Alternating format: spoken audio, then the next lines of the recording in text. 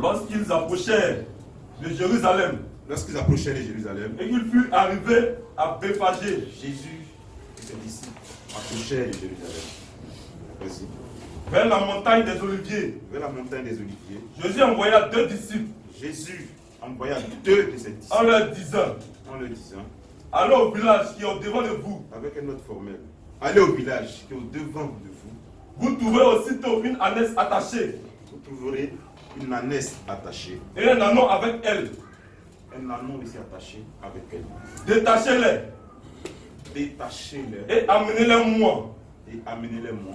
Si quelqu'un vous dit quelque On va chose, étudier ici Jésus en tant que fils d'Abraham, en tant que fils de David. Vous voyez,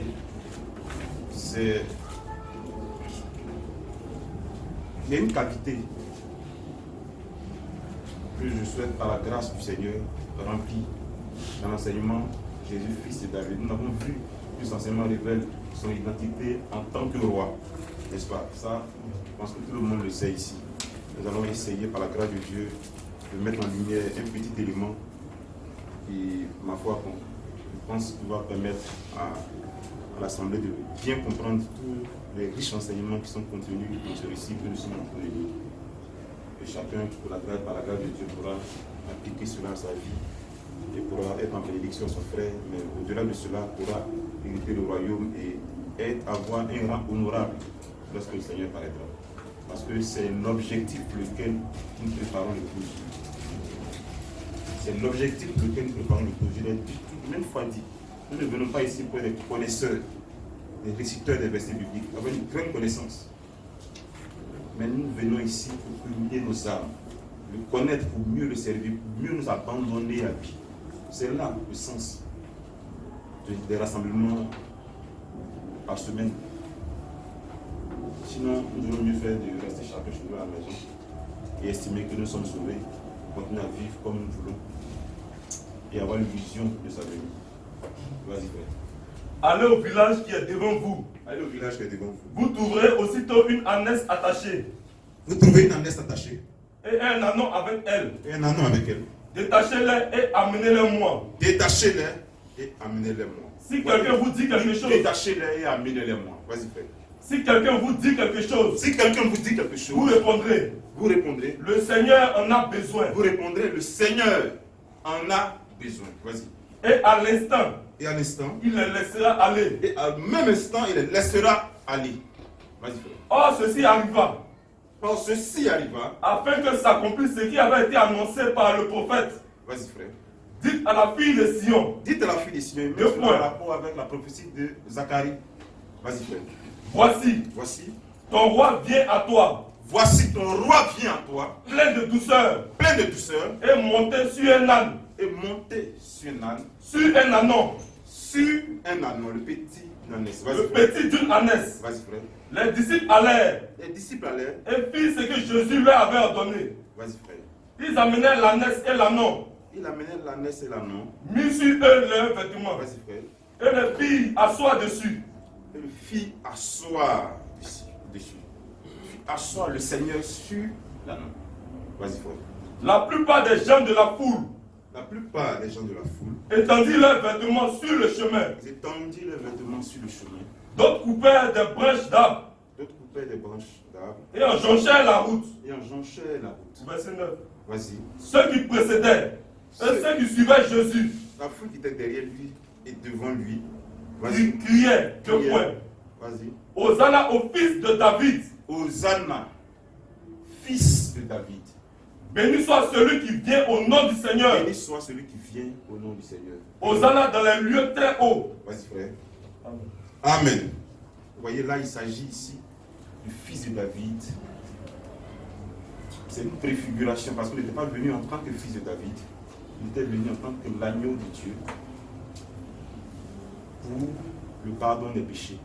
Mais il fallait qu'il soit identifié comme tel en rapport avec la prophétie de Zacharie chapitre 9. Nous avons étudié, je pense, la dernière fois, de manière parcellaire. Ce que nous sommes de voir ici ce jour, c'est de voir le rapport, la condition dans laquelle il est entré à Jérusalem. nous voyons que l'Écriture dit qu'il est rentré à Jérusalem sur un ânon. Et la Bible dit que humble il était. Parce que quand vous voyez, quand vous étudiez l'histoire, vous vous rendez compte à un certain moment de l'histoire, c'est des personnes d'une condition humble qui montaient sur un ânon. C'était le moine, on l'appelait le cheval du pauvre. Le cheval du pauvre. Souvenez-vous, quand le ministre de Candace venait, l'Éthiopien, rentrait à Jérusalem pour adorer, l'autre qui partait, il était lui sur un char. Quand l'Esprit a dit à Philippe d'y aller. Vous voyez, frère, Jésus était dans cette condition en tant qu'un roi. Toute la clameur l'annonçait. Alors qu'on pouvait élever le cou ou tirer le cou pour voir qui venait. Pendant qu'on l'annonçait comme fils de David. Donc en tant que roi, vous voyez la condition dans laquelle il vit. Sur un ânon. Dans une condition humiliée. Humble. Nous savons comment est-ce qu'il est né. Dans un étable, dans le mangeoire des animaux. C'est là que le roi est né. Ça, c'est le premier enseignement à tirer de cela. Mais ce n'est pas sur ça que je veux vraiment tabler. Je veux vous envoyer dans une autre direction. Mettre en lumière quelque chose d'autre dans ce même passage. Mais ce que nous devons retenir, premièrement, parce que l'Écriture le dit ici dans Zacharie chapitre 9, réalisons ça après. Zacharie chapitre 9, à partir du verset 9 à 11. Lisons cela. Sois transporté d'allégresse. Sois transporté d'allégresse. Fille de Sion. Fille de Sion. Pousse des cris de joie. Nous savons comment les rois de cette terre se déplacent. La grande gloire qui les accompagne. Le matu vu, tout cela. Mais le grand roi des cieux. Le grand roi qui prendra possession de toute la terre. Parce que son règne ne se limite pas seulement à Israël. Il rentre en scène pour s'identifier en tant que tel. Parce que sachez que ce passage de l'Écriture, Jésus n'accomplissait pas intégralement son statut de roi. Mais il prévisageait la chose. Il s'identifiait. Souvenez-vous que l'Écriture dit, quand il mourut, quand il était là au roi du Calvaire, Pilate a fait écrire le roi des Juifs. Mais est-ce qu'il a pris possession de son règne en ce moment-là? C'était prévisagé. Ici, il était identifié comme tel. Donc c'est encore même une prophétie qui n'est pas accomplie entièrement. Nous comprenons ça d'abord. Ce que je mets en lumière d'abord avant d'avancer, c'est le caractère humble avec lequel il est entré à Jérusalem. Et quel est l'enseignement que nous devons recevoir de cela? Comment nous devons appliquer à cela à nos vies? Il dit, mon joug est doux, je suis humble de cœur. Il dit, recherchez dans Sophonie, chapitre 2, chapitre 3 également. Recherchez l'humilité. Un fils de Dieu n'est pas orgueilleux. Si vous êtes encore orgueilleux, c'est que vous n'avez pas fait corps avec la parole. C'est que la réelle transformation n'a pas vraiment eu lieu en vous. Dieu bénit sa parole. Disons cela, frère. Disons cela. Sois transporté d'allégresse. Sois transporté d'allégresse. Fille de Sion. Fille de Sion. Pousse des cris de joie. Pousse des cris de joie. Fille de Jérusalem. Fille de Jérusalem. Voici ton roi vient à toi. Voici ton roi. Il est annoncé comme roi. Ton roi vient à toi. Il est juste et victorieux. Vas-y, frère. Il est humble et modeste. Humble. Humble. D'une condition humiliée. Abaissée. C'est ce qui fait la grandeur de notre Dieu. Parce que de sa grande position qu'il est, de gloire, il peut s'abaisser à tel point. Mais nous qui sommes des hommes, nous qui sommes à son image, pourquoi avons-nous la difficulté? Pourquoi cela est difficile pour nous de pouvoir nous abaisser? Si nous disons que sa vie est en nous, il y a des points auxquels on ne peut même pas parler. Il a donné des conseils. Parce que nous sommes trop grands en nos propres yeux. Ce n'est pas la vie de Christ qui agit ainsi, frère. L'Écriture dit ici, finis de lire, frère, finis de lire, frère. Il est humble. Il est humble. Et modeste sur un âne. Et monté sur un âne. Sur un âne. le petit d'une ânesse. Le petit d'une ânesse. J'ai détruit les chars d'Ephraïm et les chevaux de Jérusalem. Lis ici dans Marc chapitre 11, à partir du 9, tu peux rester là. On va reprendre cette écriture plus tard. Marc chapitre 11, à partir du verset 29. Matthieu chapitre 18, à partir du verset 4. Matthieu 11, Romains 29. chapitre 12, à partir du verset 16. Vas-y, frère. Prenez mon joug sur vous Il prenait mon jour. et recevez mes instructions. Donc, la condition humble dans laquelle il a évolué, même en tant que roi, parce que ce n'est pas parce qu'il n'est pas venu en tant que roi qu'il n'était pas roi. Il était roi. Et son roi n'est pas de ce monde. Pendant qu'il est venu en tant qu'agneau, mais il ne demeure pas moins roi. Voyez, frère, vas-y, frère. Prenez mon joug sur vous Prenez mon joug sur vous. et recevez mes instructions. Nous devons appliquer cela à nos cœurs bien-aimés. Pour que nous recherchions, comme le dit l'Écriture, l'humilité en toutes choses. L'humilité, c'est de reconnaître nos faiblesses. C'est de reconnaître que sans Christ, nous ne sommes rien. De ne pas nous confier en nous-mêmes, en notre propre sagesse. Nous confier à la parole de Dieu. L'humilité, c'est reconnaître la parole de Dieu comme étant Seigneur sur nous. Mais en reconnaissant cela, nous devons nous abandonner totalement à ce que la parole de Dieu demande de faire. Dans nos vies de tous les jours, et la manière dont nous devons être sauvés, la voie à suivre. C'est ça l'humilité. Vas-y, frère. Prenez mon joug sur vous Prenez mon joug sur vous. et recevez mes instructions. Et recevez mes instructions. Car je suis doux et humble de cœur. Vas-y, frère. Et vous trouverez du repos pour vos âmes. Et vous trouverez du repos pour vos âmes. Car mon joug est doux Car mon joug est doux. et mon fardeau léger. Et mon fardeau léger. Je suis humble de cœur. Vas-y, frère, Matthieu chapitre 8. Matthieu 18, Vas-y. verset 1. Vas-y, frère. Prends la partie verset 4, frère. Verset 4. Vas-y. C'est pourquoi, Qui sait pourquoi? quiconque rendra humble comme ce petit Quiconque enfant, se rendra humble comme ce petit enfant, le plus grand dans le royaume des cieux, tel qu'il a apparu, c'est une voie frayée pour nous. C'est un enseignement pour chacun d'entre nous. Un véritable problème doit être brisé intérieurement. Aucune once d'orgueil dans sa vie, dans sa marche. Vas-y, frère. c'est pourquoi, C'est pourquoi quiconque quiconque, se rendra humble vas-y, frère, comme ce petit enfant, comme ce petit enfant, sera le plus grand vas-y, frère. dans le royaume des cieux. Prends Romains chapitre 12, à partir du verset 16. La même chose est écrite là. Vas-y, frère. Ayez les mêmes sentiments Ayez les mêmes sentiments. les uns envers les autres. Vas-y, frère. N'aspirez pas à ce qui est élevé. Vous voyez, et dans Philippiens chapitre 2, l'Écriture dit ayez les sentiments qui étaient en Christ. Lui, il était humble. D'humilité caractérisée, pas seulement que des mots, mais sa vie entière était caractérisée par l'humilité. Mais pas une humilité à tel point que toute la racaille de la terre fasse ce qu'elle veut contre vous. Revêtir cette grande humilité, il a pu rentrer dans le temple et fouetter tous ces insensés qui piétinaient la parole.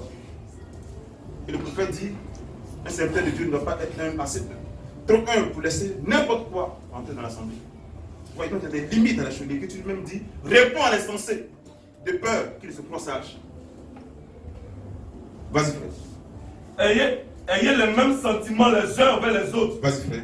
N'aspirez pas à ce qui est élevé, N'aspirons pas à ce qui est élevé. mais laissez-vous attirer par ce qui est humble. Laissez-moi attirer par ce qui est humble. Ne soyez point sage à vos propres yeux. C'est ça. L'orgueilleux, il est sage à ses propres yeux. Il ne doit recevoir le conseil de personne. On ne doit pas lui donner des conseils, on ne doit pas l'éduquer, on ne doit pas lui faire voir son tort. Un fils de Dieu ne marche pas dans cette voie. Le Seigneur, rentrant dans le monde avec cette condition, c'est l'impact qu'il souhaite se déverser sur son peuple. Ça doit être la caractéristique première de chaque croyant, un véritable croyant brisé, né de nouveau. C'est l'humilité dans tous ses pas. Que le Seigneur nous bénisse. Il y a plusieurs écritures, mais nous allons aller un peu plus loin. Dans Marc chapitre 11, le même récit est énoncé là. Marc chapitre 11, à partir de verset 1 à 11. Nous allons aller pas à pas maintenant. Vas-y, Marc 11, frère. Oui. Lorsqu'ils approchèrent de Jérusalem Lorsqu'ils approchèrent de Jérusalem, et qu'ils furent près de Béphagée, ils n'approchaient pas de n'importe quelle ville, mais de Jérusalem. De Jérusalem. Cette ancienne Jérusalem. Jésus approchait de Jérusalem avec ses disciples.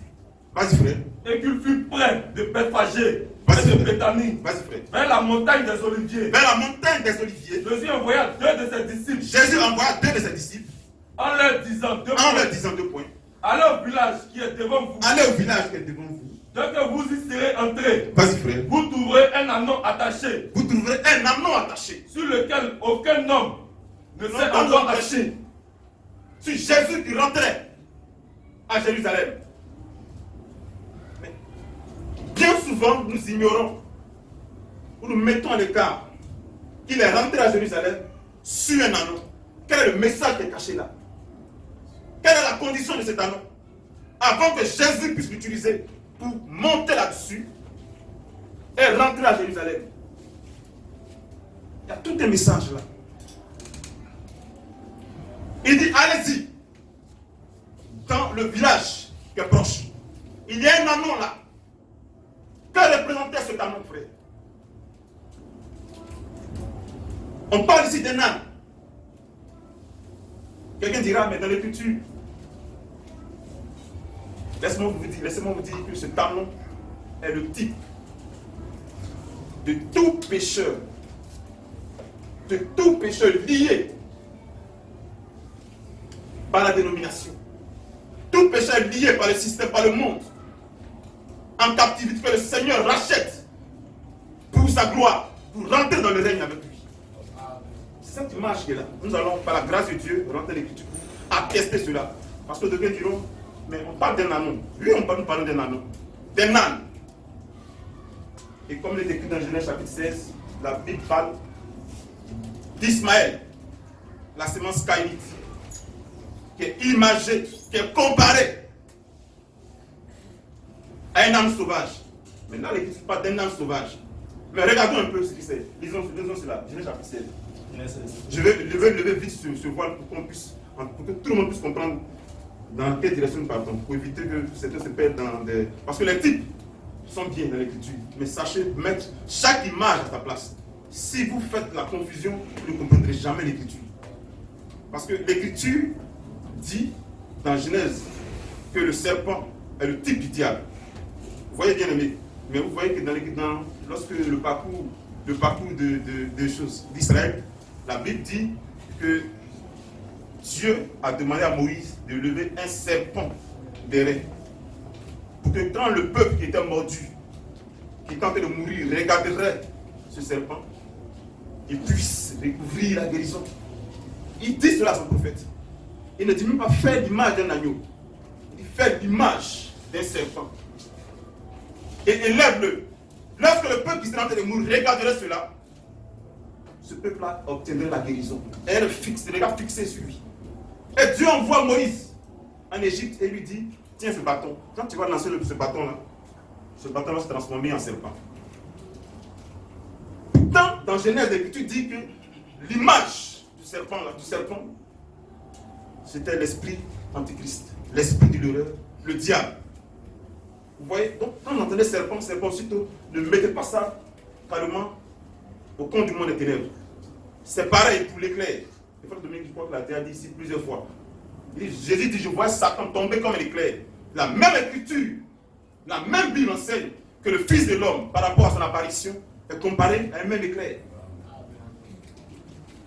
Et plus loin l'écriture, le prophète Jean dit, de la même manière que le serpent derrière a été élevé, en bénédiction, en guérison pour le peuple, le Fils de l'homme de même sera élevé. Donc il le compare, une comparaison.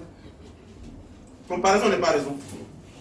Donc de comprendre les types dans l'écriture. Lisons cela, Genèse chapitre 16. C'est la fin du verset 11 à 12. L'un de l'Éternel lui dit, vas-y frère. voici tu es enceinte. Voici tu es Et enceinte. tu enfanteras un fils.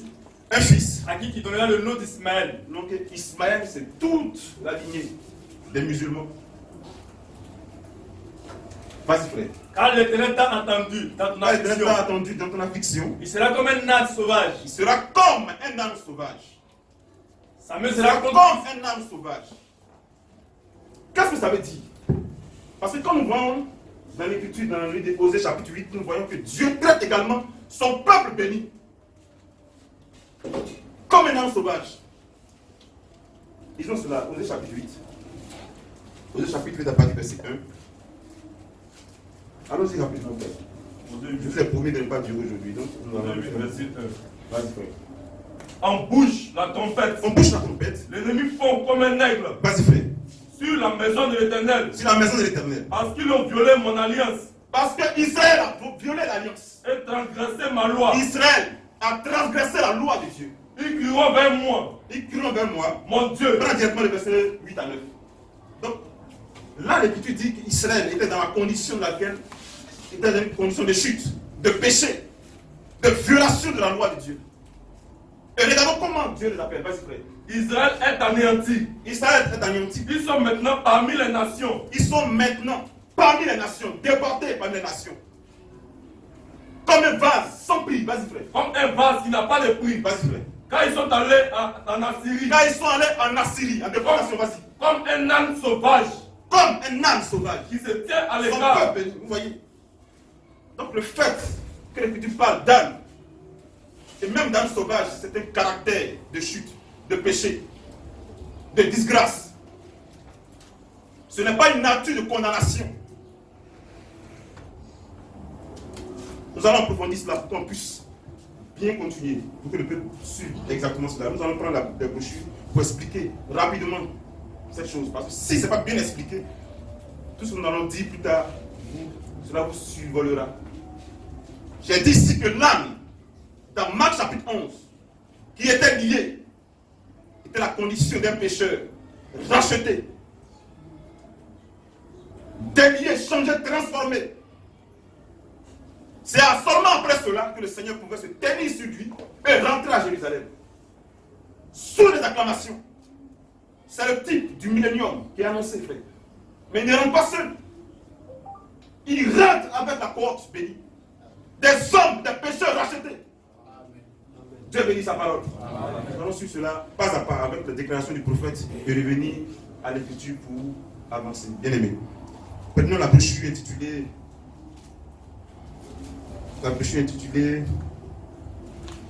L'esprit des 7 âges de l'Église. Esprit des 7 âges de l'Église. L'âge de Sbirne. Laisse-moi te trouver cela. Vous avez cette brochure, Esprit des 7 âges de l'Église. Vous pouvez le voir à l'intérieur. À la page 119. On va commencer à lire à partir de la page 118 même. Allons-y, frère. L'église de Smyrne. L'église de Smyrne. C'était beaucoup éloignée de l'original. C'était beaucoup éloigné de l'original. Elle était devenue hybride. Elle était devenue hybride. Elle s'était hybridée comme Ève l'avait fait. Vas-y, frère. Vous savez qu'un hybride Vous savez qu'un hybride vient par le croisement de deux espèces. vient par le croisement de deux espèces. Le restant n'est pas pur comme l'était l'original. Ça, c'est le type de la religion organisée qui a donné dos à la parole, qui hybride la parole, qui prend la révélation de la parole, la mélange avec la dénomination, avec les mauvais enseignements, avec la tradition, avec la politique, avec tout ce qu'on peut imaginer qui a trait au monde des ténèbres ou à ce monde. Dès que vous prenez les deux choses et que vous consommez, vous devenez un croyant hybride. Et le prophète dit que la chose la plus vile, qui est le type parfait de l'hybride, de caractère hybride, c'est le mulet. Qu'est-ce que c'est que le mulet? Le mulet, c'est une espèce qui naît du croisement entre l'âne et le cheval. Il a même parlé de la religion du mulet. Des personnes qui sont dans l'assemblée des années durant, avec des grosses oreilles qui écoutent l'évangile, mais sur lequel il n'y a pas de transformation. Et vous serez tourné bon matin avec ses deux pattes arrière, et vous foulera, et il continuera son chemin. Il dit c'est la religion de l'hybride, du mulet. C'est pareil pour les préfices dont j'ai parlé la dernière fois. Donc ne soyez jamais scandalisés par ces choses. Dieu a voulu que la chose soit ainsi. Vas-y, frère. Le restant n'est pas pur comme l'était l'original. Vas-y, frère. Il est bâtard. Il est bâtard. Eh bien, quand Ève a laissé la bête mêlée à sa semence, la sienne, elle a produit une créature appelée Caïn. Vas-y, frère. Qui n'était pas pur humain. Vas-y, frère. Il était du malin. Il était du malin. Remarquez comme il était différent d'Abel. Remarquez comme il était différent d'Abel. Remarquez comme il était différent de Seth. Abel était différent de Caïn. Absolument, frère. Caïn a fruit beaucoup plus de force, c'est vrai. Comme les baptistes qui fruit beaucoup de force pour espérer hériter la vie éternelle. Alors que Dieu lui donne cela cadeau. donne cela cadeau à l'humanité. C'est par grâce que nous obtenons le salut qui est en Christ. Pas par le produit de nos propres efforts. Si c'était cela, il ne donnerait pas tôt à l'ancienne alliance, frère. L'ancienne alliance est venue, la loi est venue pour que l'homme comprenne que par ses propres efforts, dans cette temps d'échelle dans lequel il évolue, il ne peut être sauvé par lui-même. Comme un pédagogue plus conduit à Christ. Dieu bénit sa parole. Amen. Vas-y, frère. Remarquez comme il était différent de Seth. Remarquez comme il était différent de Seth. Il haïssait Dieu. Il haïssait Dieu. Il ne voulait pas obéir à la parole. Il ne voulait pas obéir à la parole. Et il a persécuté et tué le juste. Il a persécuté, tué le juste. Vas-y, Il frère. s'est élevé au-dessus de la parole de Dieu. Vas-y, frère. L'église, Ça le elle aussi, conduit. Vas-y, frère. l'église, elle aussi, L'église, elle aussi, a quitté ce qu'elle était à l'origine. elle a quitté son caractère originel. Elle est hybride. Elle est hybride. C'est-à-dire que l'église C'est-à-dire que l'église, de nom est hybride. vas-y, frère, Les gens disent, en mélangeant la parole et en consommant, on devient automatiquement hybride. Vas-y, frère. les gens disent, Les gens disent, je suis baptiste. les gens disent, je suis baptiste. Au commencement, Vas-y, il frère. n'en était pas ici. Au commencement, il n'en était pas ici. Au commencement, c'est la parole, frère. C'est la révélation de la parole que nous devons garder dans le cœur. Nous ne devons jamais dire que nous sommes Emza. Qu'est-ce que ça veut dire? Est-ce qu'il y a des années durant, au départ, est-ce qu'on pouvait imaginer qu'une personne à propos pouvait tenir un langage, je suis Emza, frère? Quand vous combattez la parole, vous vous révélez, frère. Dieu vous mettra devant un choix. Vous devez choisir entre la révélation de la parole ou la popularité, entre la révélation de la parole ou la gloire, entre la révélation de la parole ou la richesse. Et là, vous ferez sortir vos couleurs. C'est imparable. La parole est un révélateur, frère. Là, comme je dis, il y a le côté spirituel. Le christianisme est le domaine dans lequel il ne peut exister d'hypocrisie. Tout sera révélé. Au grand jour, frère. Il y a un frère qui a été appelé le week-end passé. Et le frère sur lequel il était tellement scandalisé. On l'appelle, mes frères, on ne te voit pas depuis 4 dimanches. Où es-tu? Il dit non.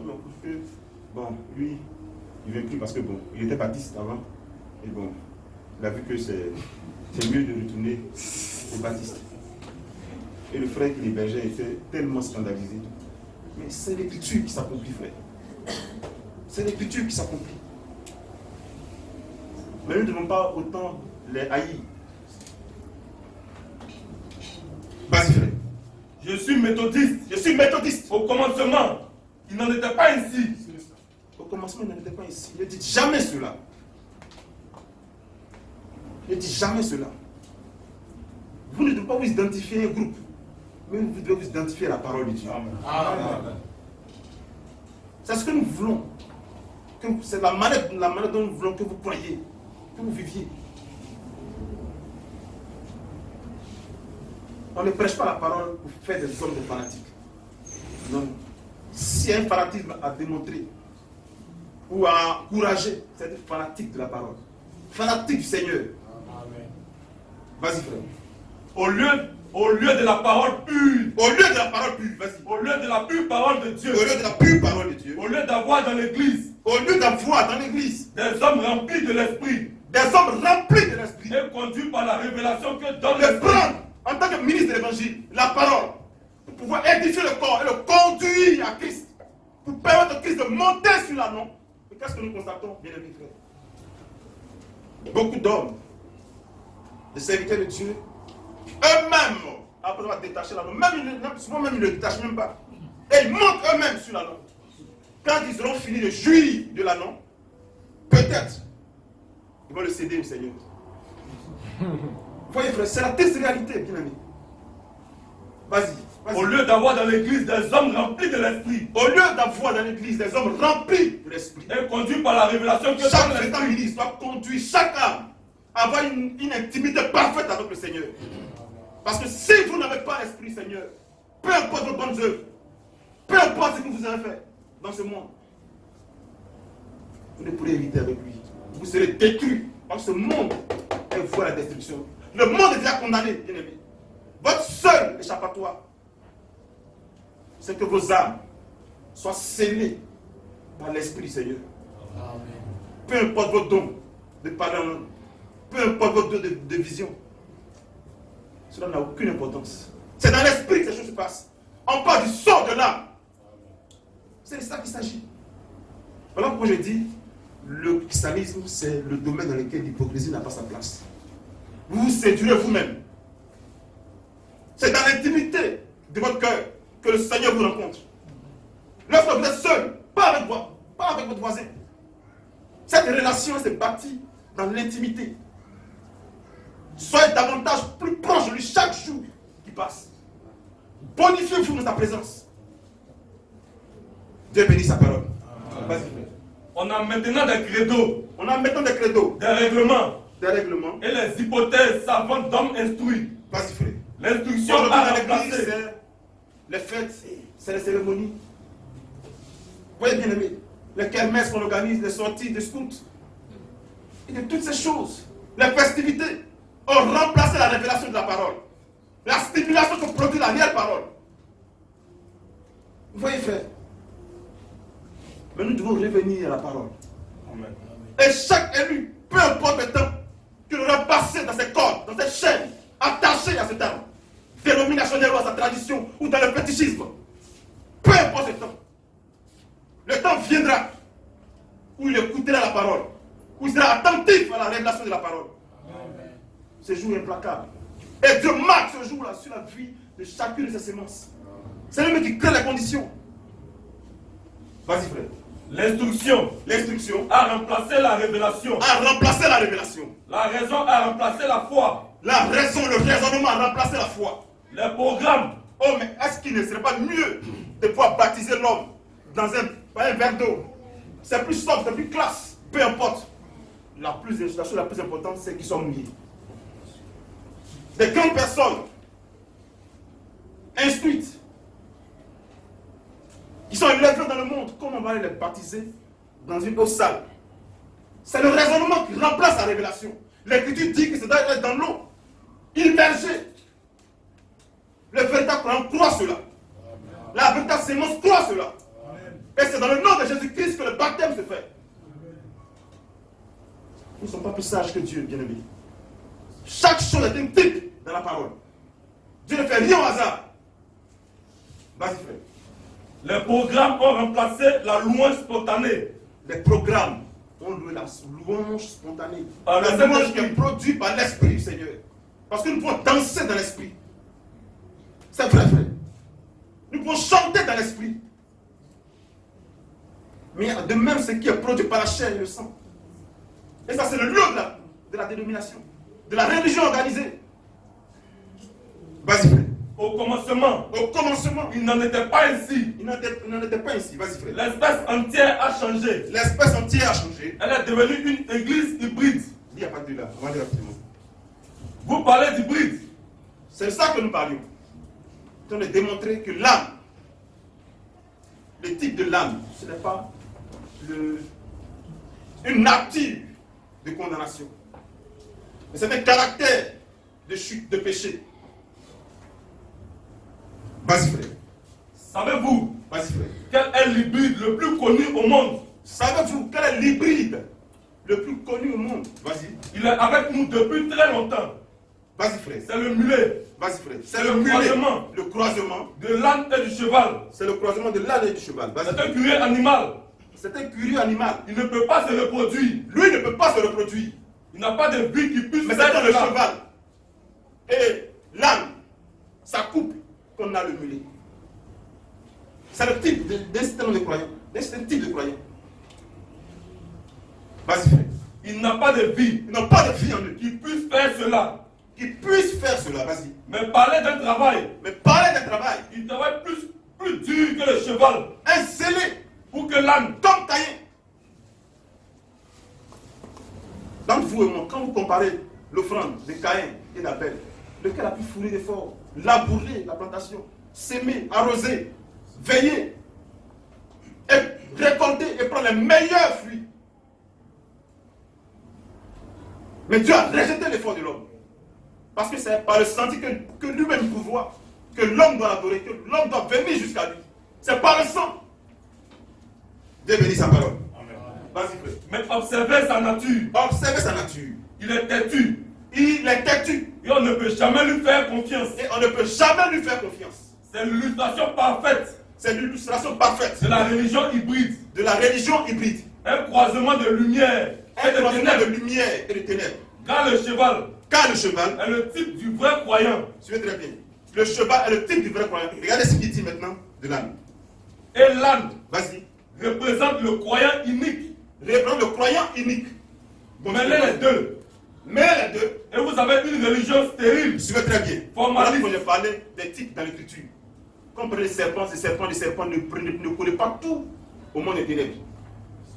Écoutons ce qu'il dit ici de l'âne. Après avoir dit ça, écoutons ce qu'il dit. Vas-y, frère. Mêlez les deux. Mêlez les deux. Et vous avez une religion stérile. Et vous avez une religion stérile. Formaliste. Formaliste. Elle n'a pas la semence de vie. Elle n'a pas la semence de vie. Elle est morte. Elle est morte. Elle parle de la vérité. Elle parle de la vérité. Mais elle ne peut pas la produire. Mais elle ne peut pas la produire. Dieu n'est pas en elle. Dieu n'est pas en elle. Et pourtant, elle se rassemble pour c'est parler de Dieu. Ce n'est pas une vie exprimée. Vas-y, frère. Pourtant, elle se rassemble. Pourtant, elle se rassemble. Pour parler de Dieu. Pourtant, elle se rassemble. Elles font de grandes campagnes d'évangélisation. Mais en réalité, c'est faire la promotion de la dénomination. Tout en reniant systématiquement sa puissance. Tout en reniant sa puissance. Il renie la parole au nom même du Seigneur. Il renie la parole au nom même du Seigneur.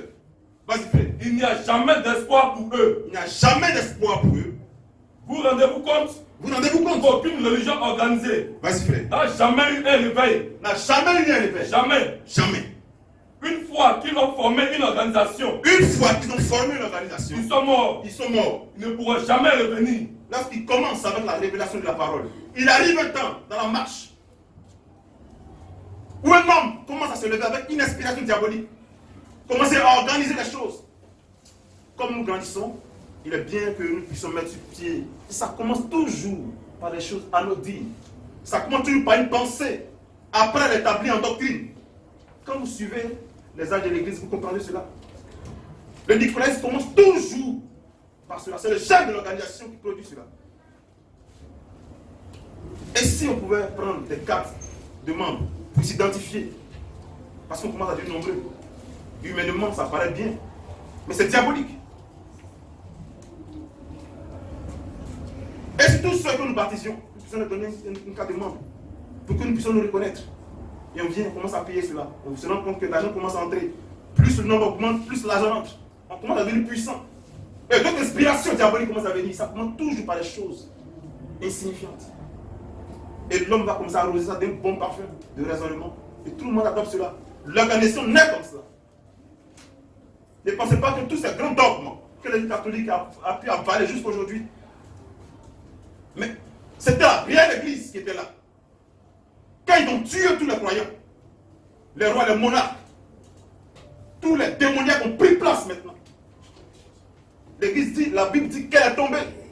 Au départ, quand vous suivez l'histoire de l'Église, vous vous rendez compte que c'était la véritable doctrine qui avait commencé à être combattue par les monarques.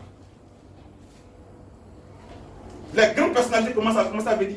Et les Romains ont commencé à introduire leur Dieu en remplacement du véritable Dieu qui était là. Et quand ils ont commencé à tuer tous ceux qui leur résistaient, ils ont pris le nom d'église. Une église était en l'an 325. Elle est devenue ce qu'elle est aujourd'hui. Dieu bénit sa parole. Amen. La véritable église est née à l'an 33 de notre ère, à la Pentecôte. Les véritables croyants ont fait le parcours. Arrivé un moment, quand l'église catholique a commencé à mater, persécuter tous les véritables croyants, ils sont rentrés dans la coquille. Ils ont tué plusieurs. Et c'est comme ça qu'ils ont commencé à s'établir eux-mêmes. Je pense qu'on a déjà enseigné cela ici.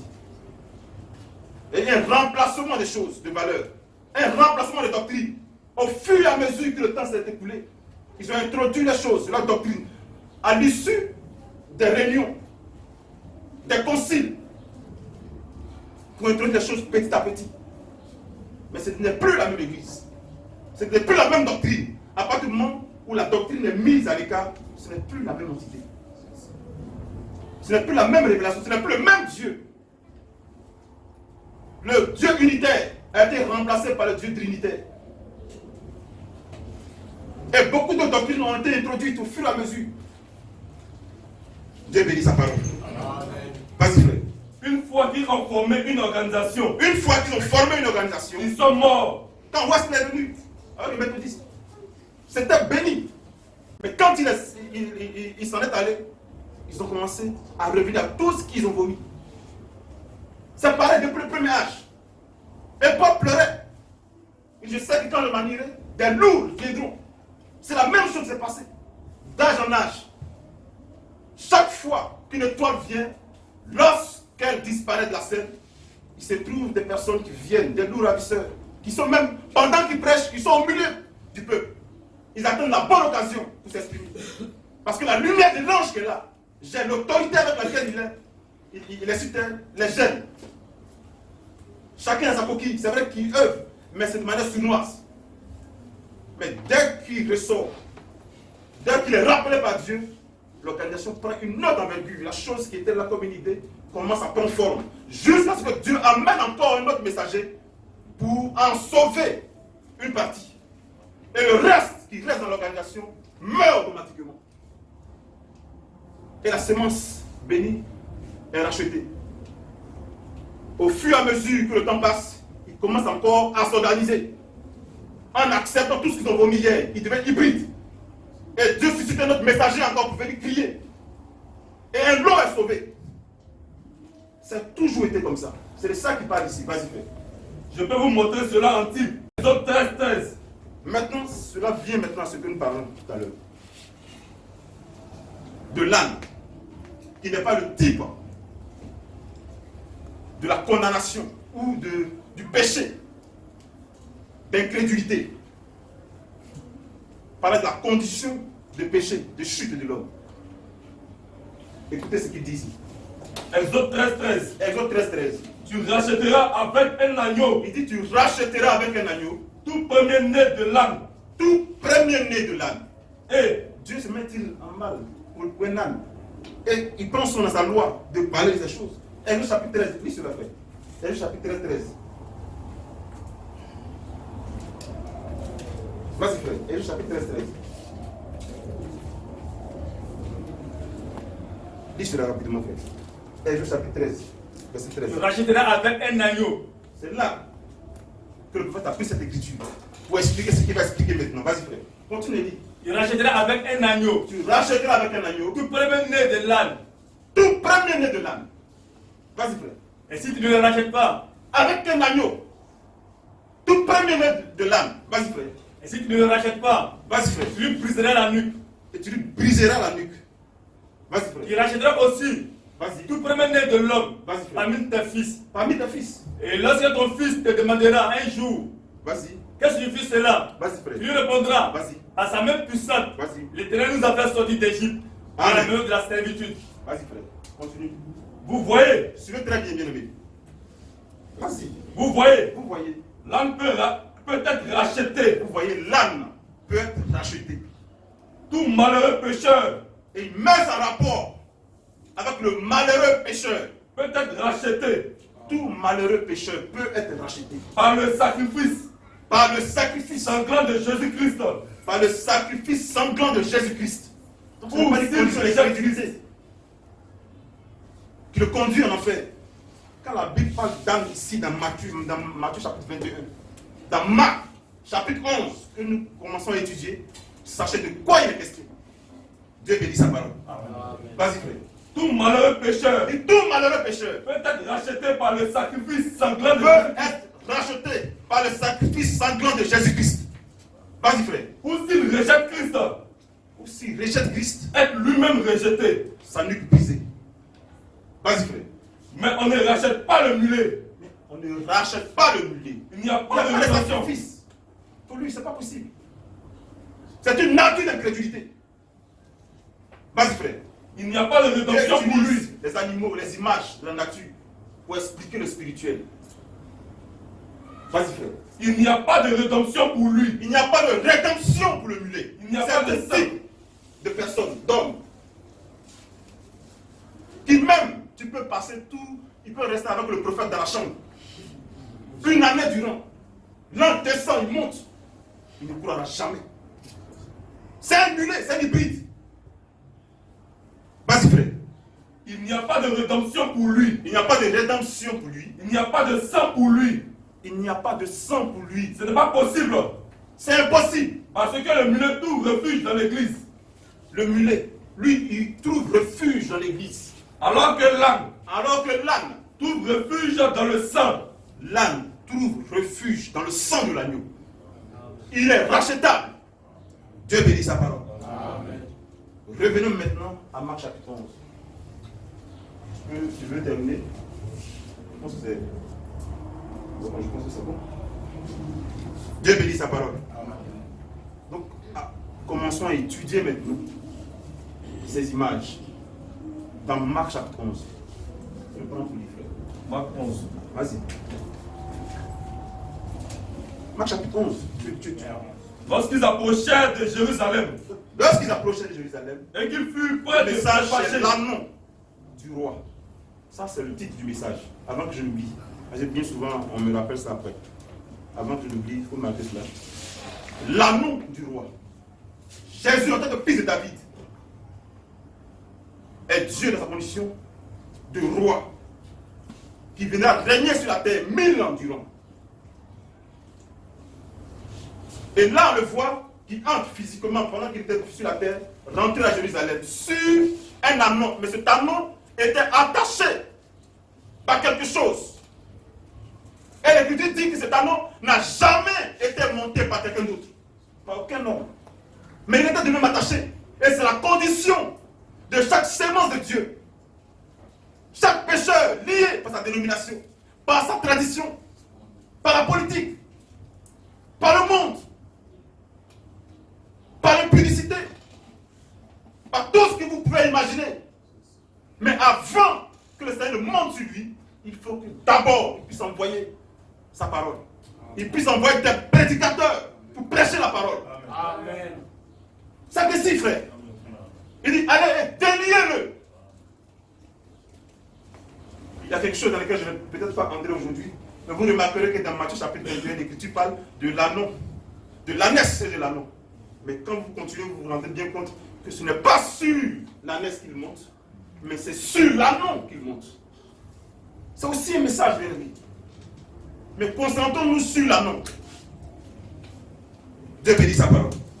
Vas-y, frère. Jésus envoya 2 de ses disciples. Jésus envoya 2 de ses disciples. Allez au village. Allez au village. Qui est devant vous. Qui est devant vous. Dès que vous y serez entrés.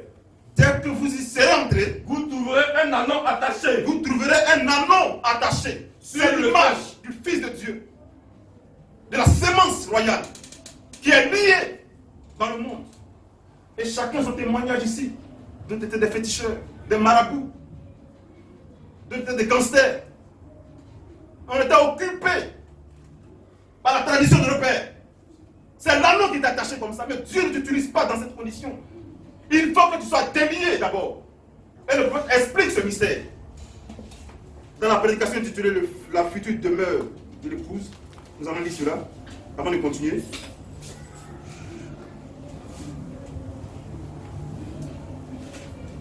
Il dit ici, prêchez le 2, 8e mois 64. Je prends le paragraphe électronique 177. On va partir 176, c'est mieux. 176, tiens cela. Je dis cela. Il explique. Maintenant le marqué. En rapport avec notre sujet. Vas-y, frère. Maintenant le marqué. Maintenant remarquez. Paul l'a utilisé. L'anneau de l'Église, c'est un homme, c'est le titre d'un homme. Un pécheur. Une sémence royale qui est liée par la dénomination, par le péché, par le monde.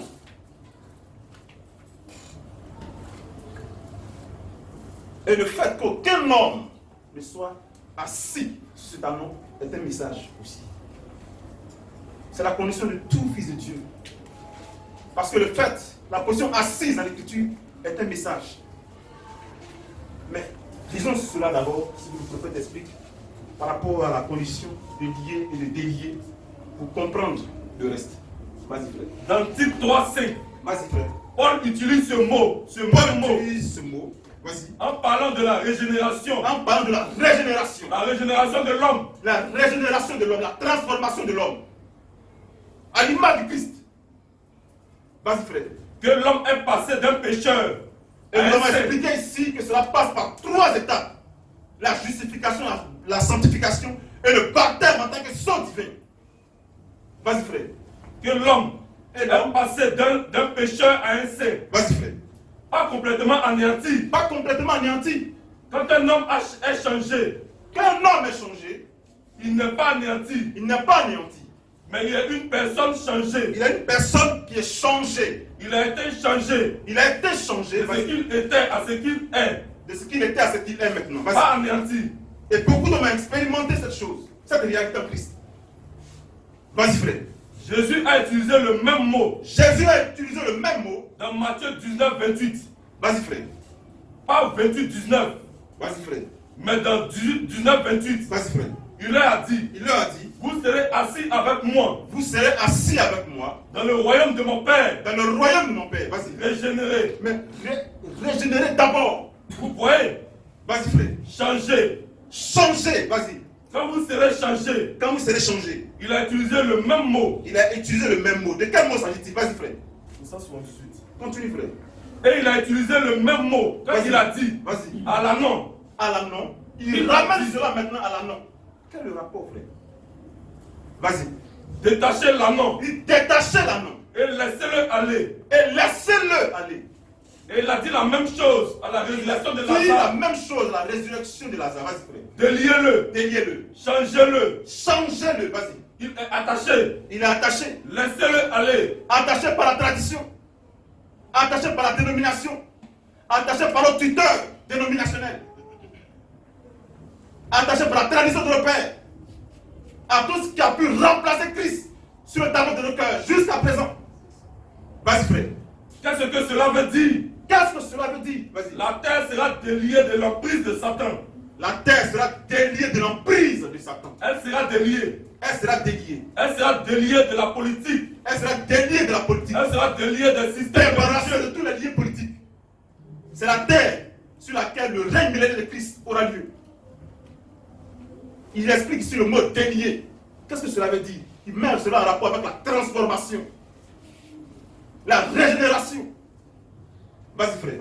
Elle sera déliée des systèmes religieux. Elle sera déliée des systèmes religieux, Des dénominations. des dénominations, Afin d'être utilisée pour le royaume de Dieu. afin d'être utilisée pour le royaume de Dieu. C'est la même condition dans laquelle l'annon était. Lié par le monde, mais délié, régénéré, pour le mettre au service de Dieu. Il dit, allez, déliez-le, ramenez-le moi. Dieu bénit sa parole. Amen. Retournons dans Marc chapitre 11. Marc 11. Vas-y frère. Jésus envoya 2 de ses disciples Vas-y frère. en leur disant, En le disant, allez au village qui est devant vous. vas-y frère.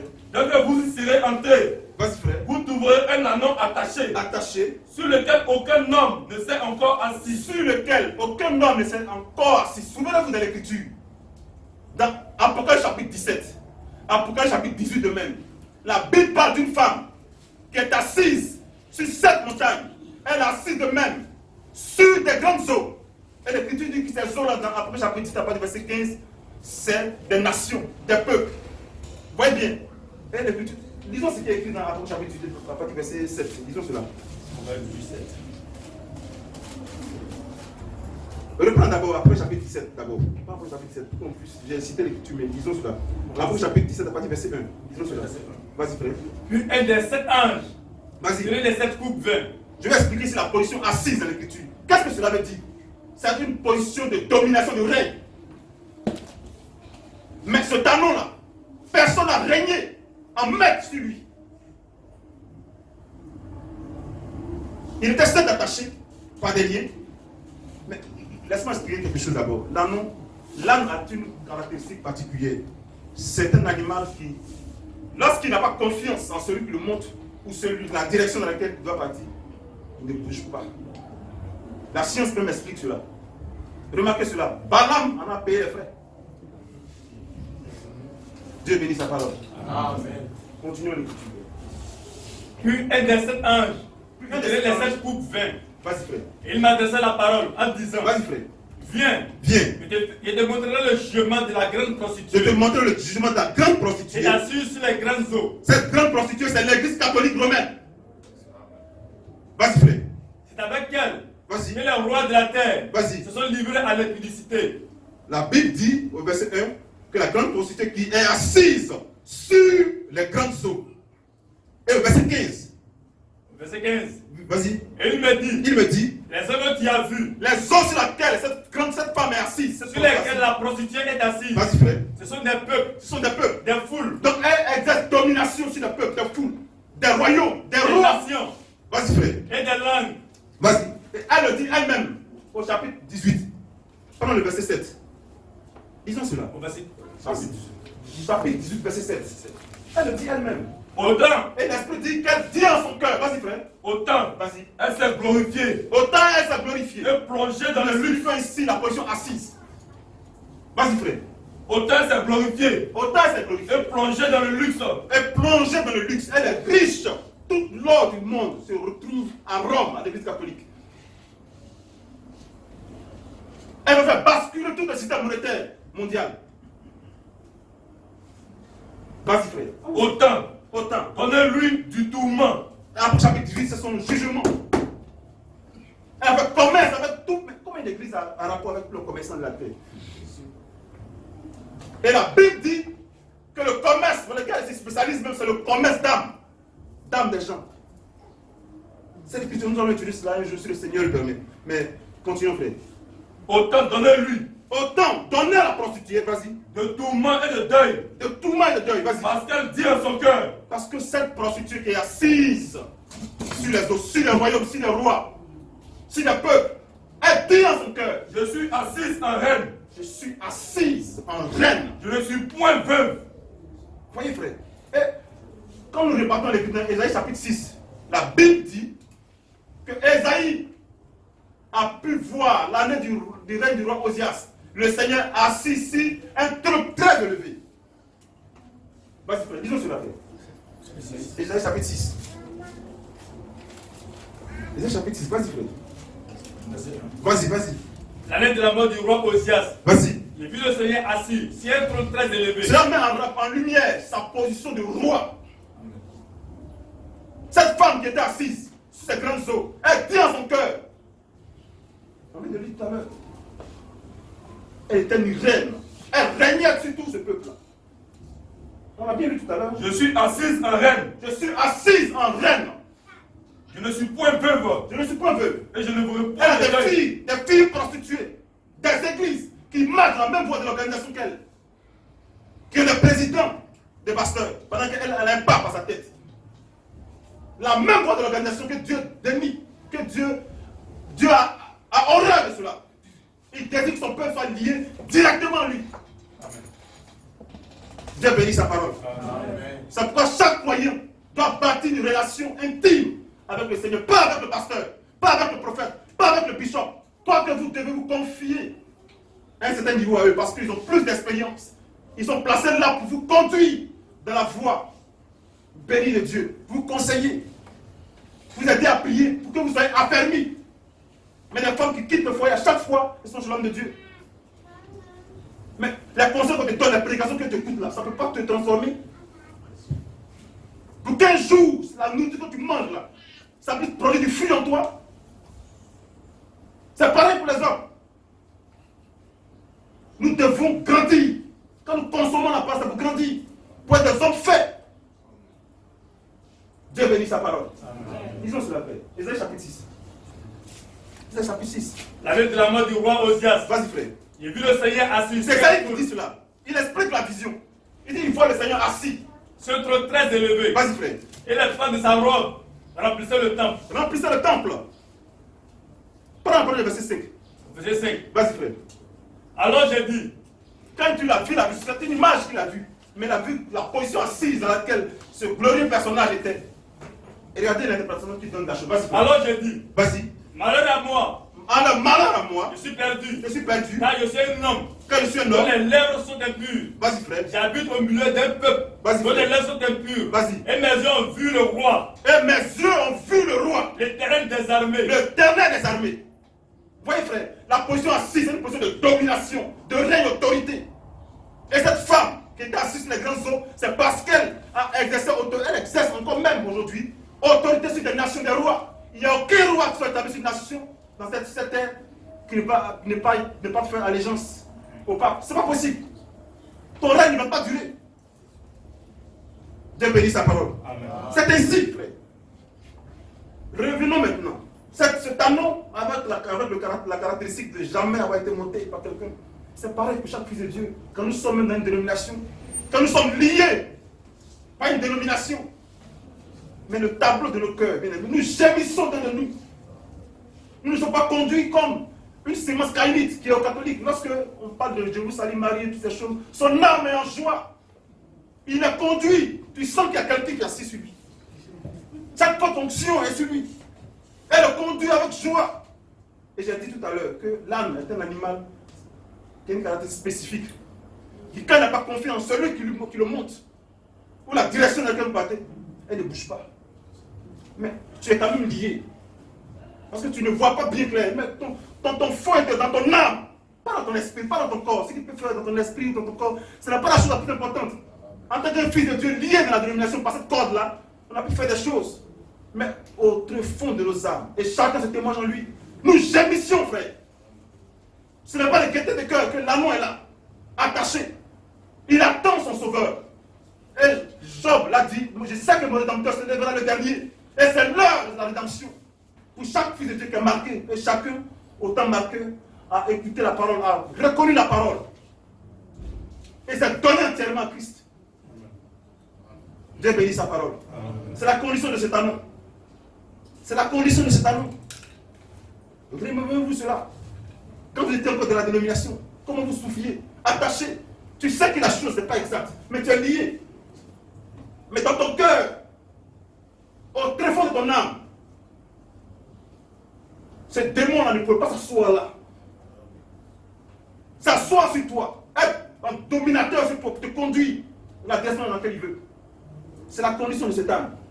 De cet anneau. Dieu bénit sa parole. Amen. Disons cela, frère. Vous trouverez un anneau attaché. Attaché par sa dénomination. Sur lequel Parce que très souvent, avant qu'un fils de Dieu ne parte d'une dénomination, il y a beaucoup de choses, frère. Vous voyez que c'est un copain qui s'est fait. Arrivé au moment où ça commence à jouer. C'est une corde. Mais parce que l'appel qui retentit dans son cœur est plus fort que cette corde-là, cette corde sera brisée. Amen. Et c'est l'évangile qu'il envoie. Amen. Dieu bénit sa parole. Amen. Il dit, allez, tel des messagers, tel des ministères,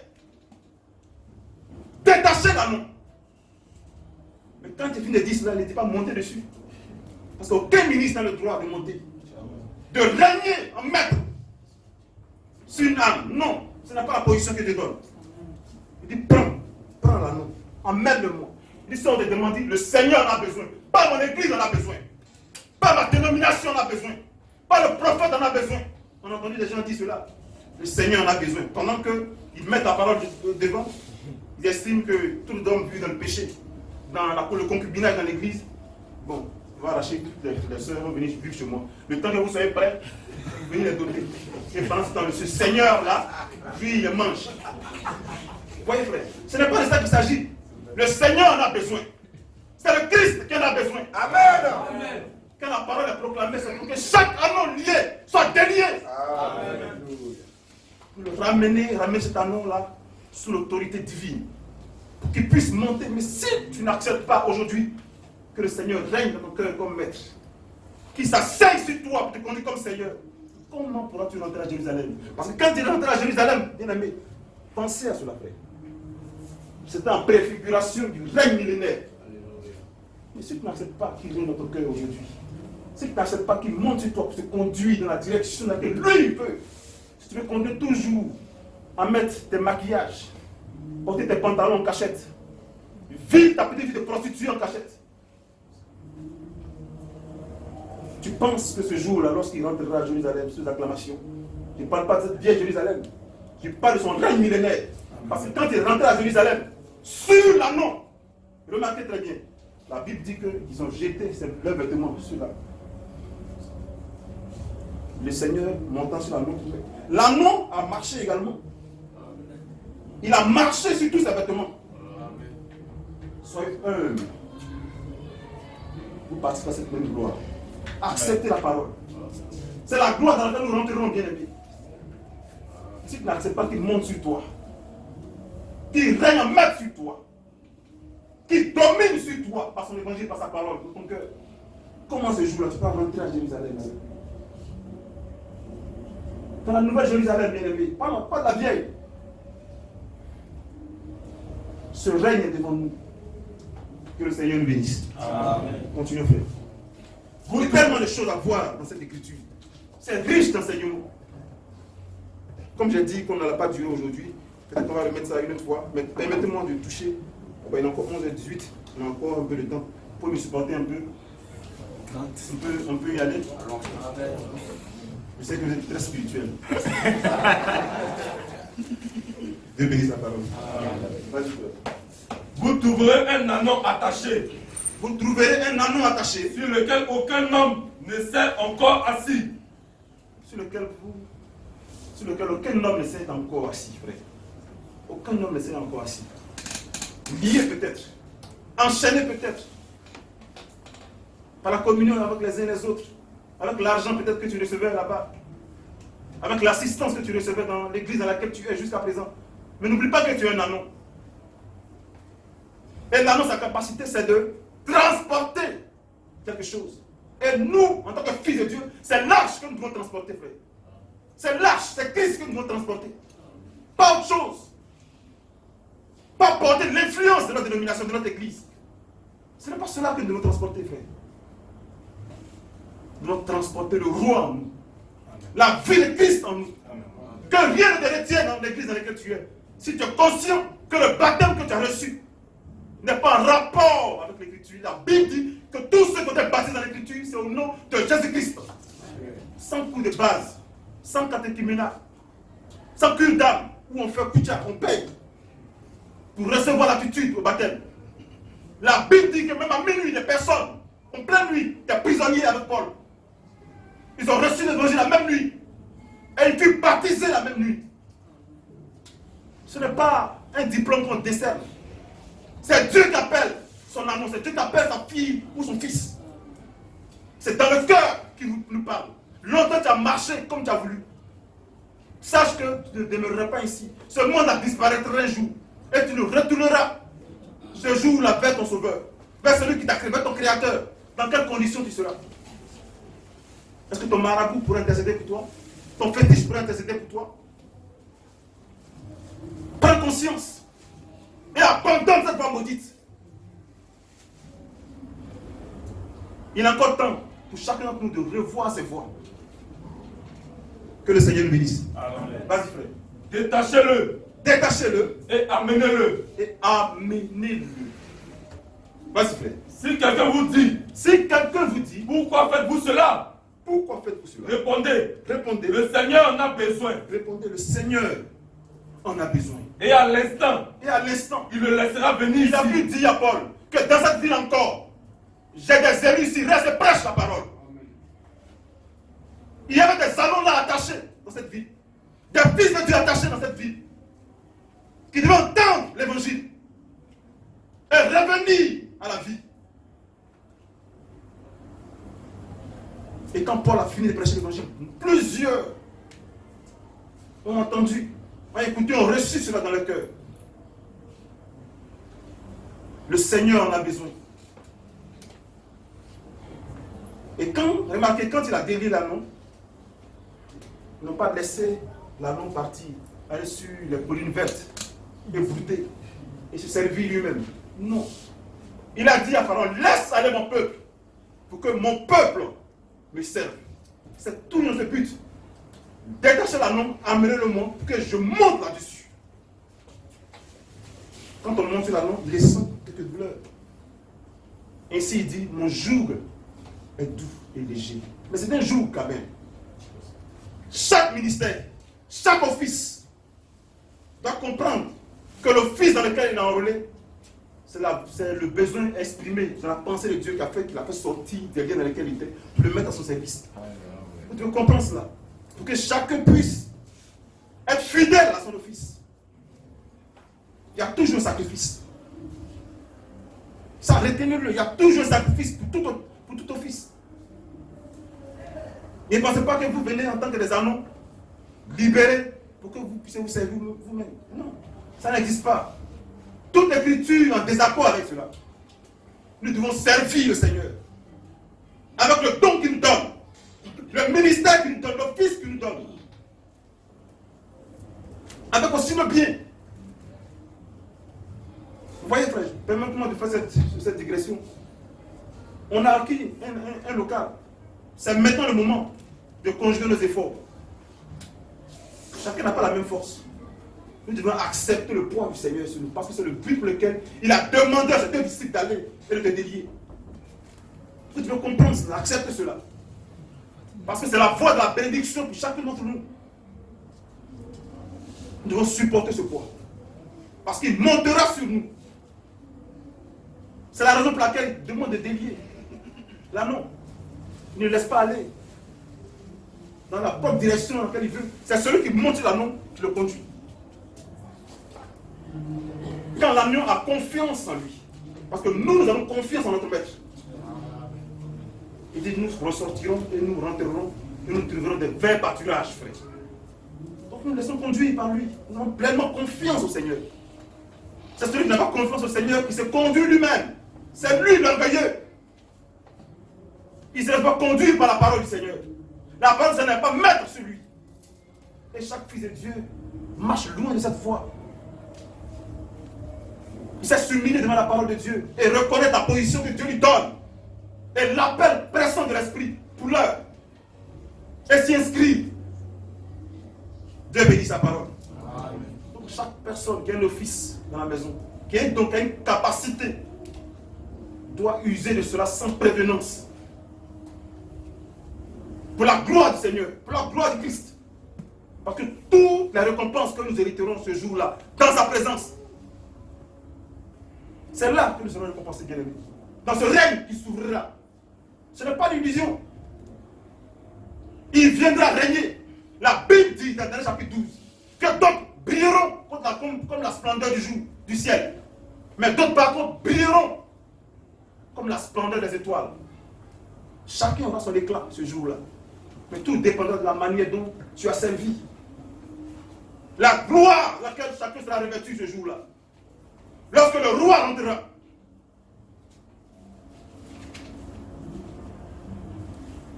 Tout dépendra de la manière dont nous avons servi. Seulement de nous acquérir un rang honorable, comme l'Écriture le dit dans le livre de Corinthiens. Travaillons avec zèle dans sa maison. Le nombre d'anniversaires que nous avons par année ne comptera pas ce jour-là. Ça ne sera même pas mis de la balance. Le nombre de funérailles ou de mariages que nous avons organisés, ce n'est pas ça la chose la plus importante. Qu'est-ce que tu as fait en rapport avec son œuvre, avec l'évolution de son œuvre? C'est tout. C'est tout ce qui compte. Qu'est-ce que tu as fait peut-être pour un frère qui est en difficulté parce que c'est Christ aussi? Qu'est-ce que tu as fait pour son œuvre, pour la construction du temple? Alors même que tu as pris des engagements que tu n'as pas payés et tu dors tranquille et tu espères briller de gloire. Tout est en rapport avec la manière dont nous avons servi. La Bible dit que le vêtement que nous revêtirons ce jour-là, c'est les bonnes œuvres que nous allons produire dans cette temps de chair. N'oubliez jamais cela. N'oubliez jamais cela, bien-aimés. Laisse aller l'anneau pour qu'il me serve. C'est là l'enseignement. C'est tout. Dieu bénit sa parole. Vas-y, frère. Les disciples étant allés. Les disciples étant allés. Trouvaient l'anneau attaché dehors. Vous voyez, frère, on a acquis ce terrain par la grâce de Dieu. Par la grâce de Dieu. Ce n'est pas le moment de dormir. On a fait une réunion le dimanche passé ici avec le propriétaire de la maison. Le Seigneur a fait une œuvre excellente. On a fait économiser certaines sommes d'argent. Vous voyez que depuis le mois de novembre, on n'a pas payé le loyer. Le Seigneur a permis que tout cela soit effacé. Il a touché le cœur de cet homme. Donc on a gagné 500 et quelques mille. Vous voyez, bien aimé, c'est un signe que le Seigneur approuve la voie dans laquelle nous sommes. Voilà, laissez son argent. 500 millions. Amenons-nous de courage. Œuvrons ensemble, main dans la main. prends un nouvel engagement. Si tu te reconnais comme un anon, tu es lié. Si tu es encore lié, bon, là c'est autre chose. Là on comprendrait ta position. Parce que l'anon qui a été lié, là, il n'a pas résisté que le Seigneur monte sur lui. Jusqu'à présent, personne n'a monté sur lui. Mais il a reconnu son maître. Il a confiance en son maître. C'est que l'argent qu'il va mettre là, c'est pour construire le temple, c'est pas pour faire autre chose. C'est pas pour payer tes rien, c'est pas pour faire autre chose. Ayons confiance les uns aux autres. C'est le signe distinctif de l'amour. Personne ne se sert lui-même ici. Nous servons tous la cause du Seigneur, la cause du royaume. Que le Seigneur nous bénisse. Amen. Vas-y, frère. Les disciples étant allés, trouvaient l'anneau attaché dehors. Ils ont trouvé l'anneau attaché là dehors. Voyez. Près d'une porte, autour du chemin. Au contour du chemin. Au bord du chemin. Et ils le détachèrent. Tout ça, c'est des messages, frère. Ils le détachèrent sous l'ordre du Seigneur. Toute prédication qui est inspirée de Dieu, qui est ordonnée par le royaume, qui est ordonnée par le Seigneur, elle produira de l'effet. Elle produira forcément de l'effet. Il dit, allez-y. Et cela s'est passé exactement comme le Seigneur l'a dit. Si on a demandé, mais tu vas où avec quelques-uns. Le Seigneur, dit, le Seigneur en a besoin. C'est tout, ça suffira, ça suffira. Ils ont eu confiance et ils sont partis. Et Nanon n'a pas résisté. Et ceux qui vous posaient la question aussi ont aussi eu leur réponse. Ils n'ont pas de même résisté. Vas-y, frère. Quelques-uns de ceux qui étaient là leur dit, que faites-vous? Que faites-vous? Pourquoi détachez-vous cet anneau? Ils te diront cela. Tu vas dans l'église, il n'y a pas de nom là. Tu vas chercher quoi là-bas? Tu es ici, ça ne te plaît pas. Ton papa, ta maman, elle est ici. Maman me disait, que dans l'église, elle était et puis j'étais mis au monde. Tu vas m'apprendre quoi? Et beaucoup ont certainement eu cette réponse. Mais quand la parole descend dans une maison, elle divise. Père, fils, mère et fille. C'est un feu. Il dit, qu'ai-je à désirer? La parole de Dieu est un feu. Vous devez vous laisser adopter par ce feu. Je ne vous consumez là au délire. C'est vrai, frère. C'est un jugement qui est arrêté.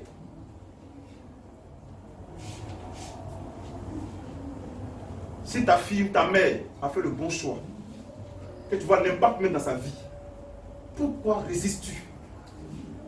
Tu dois aller dans le même sens. Accepter le Seigneur de tout ton cœur, ou l'ouvrir ton cœur, pour qu'il puisse monter sur toi, pour te garder de tout ce dont tu as peur. Des sorciers, des féticheurs, des marabouts, toutes ces choses. Pour du monde. Il est le véritable gardien de nos âmes. Amen. Si vous le recevez réellement, Dieu vous bénisse. Vas-y, frère. Il répondit comme Jésus l'avait dit. Il répondit comme Jésus l'avait dit. Et on le laissa aller. Mon Dieu m'appelle. J'ai reconnu sa voix. Il dit, elles suivront certainement quelque chose d'étrange, mais jamais ne suivront un étranger. Et chacun d'entre nous a suivi un temps quelque chose d'étrange. Le catholicisme romain, c'était une corde. L'église baptiste, c'était une corde. Nous avons suivi des voies étrangères à la vie qui est en nous, à la nature qui est en nous, frère. Et le prophète dit, quand l'Écriture dit que nous ne suivrons jamais quelque chose d'étrange, un étranger, c'est vrai. Mais il n'a pas dit. Mais en disant cela, quand vous voyez vous-même votre propre témoignage, vous voyez que vous avez suivi quelque chose d'étrange un bon moment. Mais c'est un peu comme ce canard-là, qui est au milieu des poulets. Lui, sa nature, c'est d'aller sur les eaux. Quand tu es dans l'eau, il est à l'aise. Mais le poulet, lorsqu'il est dans l'eau, il peut aller à un niveau et revenir en arrière. C'est la même chose pour un fils de Dieu qui se trouve dans une mort dénominationnelle. Vous pouvez être là-bas, c'est le lien que vous avez. Parce que vous n'avez connu que cela. Parce que le temps marqué de Dieu pour que vous puissiez recevoir la véritable parole n'a pas encore sonné. Et vous pouvez être là-bas avec eux. Marcher comme eux, vivre comme eux. C'est ça le lien, la corde qui tient la main. Mais lorsque la voix du maître sonnera, rien ne pourra vous retenir là-bas. nous avons, nous, la capacité de détecter cela, de reconnaître la voix. Il dit, mes brebis entendent ma voix, elles reconnaissent ma voix. Elles ne suivront point un étranger. Elles suivront quelque chose d'étrange à un certain moment peut-être. Mais les élus ne sont pas séduits. Notre dos, notre être intérieur, c'est la figuration de ces choses. Le dos, la position assise sur l'anneau, c'est pour la conduite. C'est pour la conduite. Conduire l'anneau dans la direction dans laquelle le veut. C'est dans nos âmes que le Seigneur siège, sur le trône de nos cœurs. C'est là que le diable n'a pas accès. Il peut peut-être utiliser notre esprit, nos corps, nous maltraiter comme il veut. C'est la corde par laquelle il tient le monde. C'est la corde par laquelle il tenait l'anneau là, sur le bord du chemin. Mais lorsque le Seigneur a ordonné que cet anneau soit délié, rien n'a pu résister à cela. Que le Seigneur nous bénisse. Amen. Vas-y frère. Ils amenaient à Jésus l'anneau. Il amenait à Jésus l'anneau. Sur lequel ils jetaient leurs vêtements. Sur lequel il jetait les vêtements. Et Jésus s'assit dessus. Et Jésus s'assit dessus. Voyez, nous sommes ainsi scellés pour le service. Justifiés, sanctifiés. Vous voyez bien? Et ensuite, il s'assoit dessus. Délié, amené, conduit jusqu'à. Et ensuite, il s'assoit dessus. Les trois œuvres de la grâce. Dieu bénit sa parole. Amen. Vas-y frère, continuons. Beaucoup de gens étendirent leurs vêtements. Beaucoup de gens étendus les vêtements. Sur le chemin. Vas-y frère. Et d'autres des branches qu'ils coupaient dans les champs. Vas-y frère. Ceux qui précédaient. Et ceux qui suivaient Jésus criaient. Vas-y frère. Hosanna. Hosanna. Béni soit celui qui vient au nom du Seigneur. Béni soit celui qui vient au nom du Seigneur. Vas-y. Béni soit le règne qui vient. Béni soit le règne. Vous voyez? Il dit béni soit le règne qui vient. Le règne qui est à venir. Le règne de David. Vous voyez? David était déjà mort. Mais il parle de cela au futur. Béni soit le règne qui vient. Voilà pourquoi il a dit dans le jeu qu'il n'était pas venu à rentrer dans son règne. Mais c'était une identification de ce qu'il était. Jean chapitre 19. J'ai cité cette écriture en parlant de l'inscription qui a été mise sur la pancarte, au-dessus de sa tête, lorsqu'il fut crucifié là, ce jour-là. Mais il a été écrit le roi des Juifs. Ils l'ont dit, mais décrit lui dit qu'il est le roi des Juifs, mais nous on ne le reconnaît pas comme tel. Et les prophéties avaient marqué qu'il le rejetterait de même. Mais il est plus que cela, frère. Il est aussi le roi de tous ceux qui étaient hantés à l'olivier franc. Il est aussi notre roi. Et l'Écriture est en accord avec cela. Lisons bien même Zacharie chapitre 9. Lisons cela. L'Écriture le dit. Les musulmans disent qu'il n'est pas notre roi, il n'a rien à voir avec nous. Mais la Bible dit que sa domination s'étendra sur toute la terre. Voyez bien aimé, il est écrit dans Apocalypse chapitre 7, Apocalypse chapitre 6, que des langues, des nations, des personnes qu'il aura sanctifiées, accourront vers lui ce jour-là. C'est au-delà des Juifs. Lisons cela, frère. Zacharie chapitre 9. Vas-y. Verset 9. Vas-y. Sois transporté dans l'allégresse. Sois transporté dans l'église. Fille de Sion. Vas-y, frère. Pousse des cris de joie. Pousse des cris de joie. Fille de Jérusalem. Fille de Jérusalem. Voici ton roi vient à toi. Voici ton roi vient à toi. Il est juste et victorieux. Il est juste et victorieux. Il est Pourquoi un. ainsi? Est-ce que de tous les premiers royaumes, nous savons que par l'enseignement, il y a 4 royaumes qui vont se succéder jusqu'à la fin des temps. Nous savons que ces royaumes n'ont pas été circonscrits. Ils ont étendu leur règne. Et pourquoi est-ce que c'est ce règne, le règne le plus glorieux, cette pierre qui a frappé, brisé le dernier royaume, et tous les vestiges des autres, pour les écraser, pour les répandre par le vent? Vous pensez que c'est ce règne-là qui va s'étendre sur Jérusalem seulement, sur Israël seulement? C'est sur toute la face de la terre. Jérusalem sera la capitale mondiale. C'est ce que l'Écriture dit. De l'extrémité d'une terre, de la terre à une autre extrémité. Et chacun d'entre nous, qui nous servi fidèlement, nous serons établis sur le royaume. C'est ce que l'Écriture dit. Donc il est important pour nous, même les hommes, quand tu luttes avec quelqu'un dans l'opposition, quand tu montres, c'est pas quelqu'un d'autre que tu vas aller chercher pour venir régner avec toi. Regardez tous ceux que le président actuel nomme. Ces actes durs. C'est avec eux qui règnent. Les établis sur les grands postes. Quand ils voient que ton esprit n'est pas trop en accord avec son élection, tu n'as pas montré les preuves de ta fidélité, de même peut-être ministre de la Culture ou un petit ministère qui n'est pas là-bas. Mais pour te nommer à un poste clé, c'est que tu as fait les preuves de ta fidélité. Et c'est la même chose dans le royaume. C'est la même chose. Nous devons œuvrer avec zèle. Parce qu'un jour, nous sommes appelés à régner avec lui. C'est la même chose. Lisons cela. Voici, ton roi vient à toi.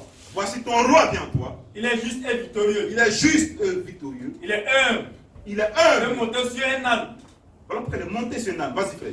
Sur un âne, le petit d'une ânesse. Le petit d'une ânesse. J'ai dit au départ de la prédication que l'âne est le symbole de...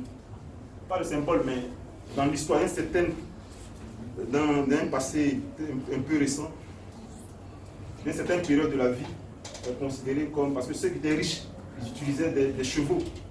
Ceux qui étaient dans une condition un peu moyenne, à une certaine période, c'était appelé le cheval des pauvres. Ceux qui n'avaient pas d'argent, sont ceux qui utilisaient ce genre de choses. Les ânes étaient déplacés. Vous voyez? Et pour montrer la condition humble du Seigneur, le grand roi qu'il est, il ne vient pas sur un cheval, là, pour s'identifier. Il vient sur un anneau. Cette marquée d'humilité qui le marque, qui le caractérise. Et cette humilité également doit se refléter sur le peuple qui appartient, qui a reçu sa vie en lui. Vas-y, frère. Verset 10. Vas-y. J'ai détruit les chars d'Ephraïm.